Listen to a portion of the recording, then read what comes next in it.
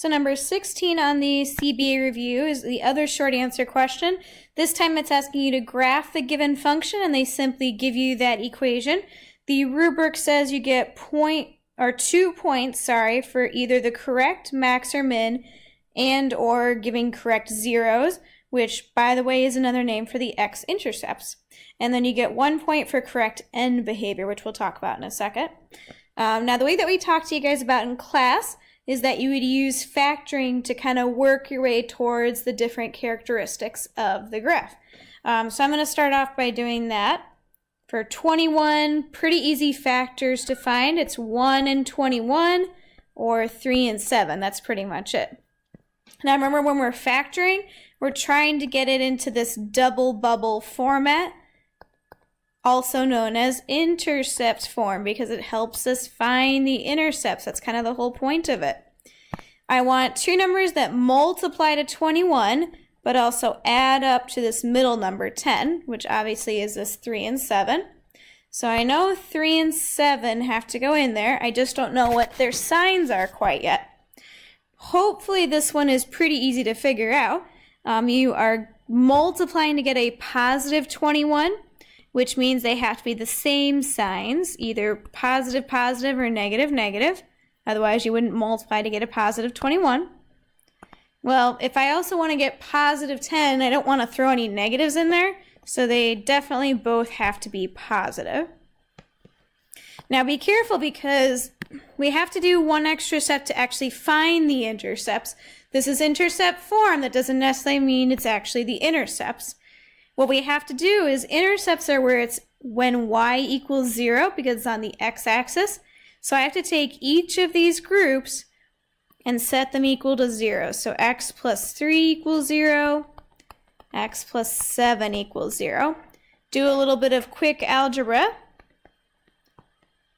and I find out that one of the x-intercepts is negative 3. The other x-intercept is negative 7, which hopefully you remember our shortcut, that it's just the opposite signs from what your intercept form actually was.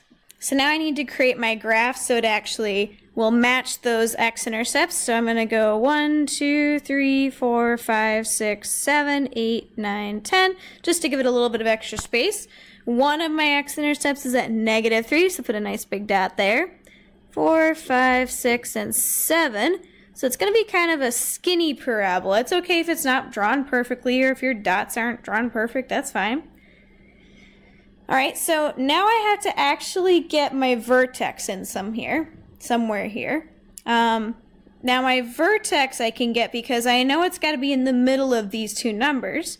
Okay, so if I count in, I go 1 in, so this is 1, 2, 3, 4. There are 4 numbers apart from each other. Half of that is 2. That means my axis of symmetry is going to cut right through here, which is at 1, 2, 3, 4, negative 5. So I know my axis of symmetry is at x equals negative 5. Now that's going to help me, because that number is what I need to plug in to figure out my vertex, because I can't draw my parabola unless I know where the heck the vertex is. So let's go back to my original and get rid of some of this gobbledygook that's all around there. If I know that it has to be negative 5, comma something, because my vertex has to be on that line, I don't know what's in that blank spot, then I can plug in negative 5 to my equation, and that's going to spit out the y value. So I've got negative 5 here, and I'll even write the original for you first so you can see. So I've got x squared plus 10x plus 21. I'm plugging negative 5 in place of x. So parentheses negative 5 squared plus 10 times negative 5 plus 21. All I did was just plug it in place of x.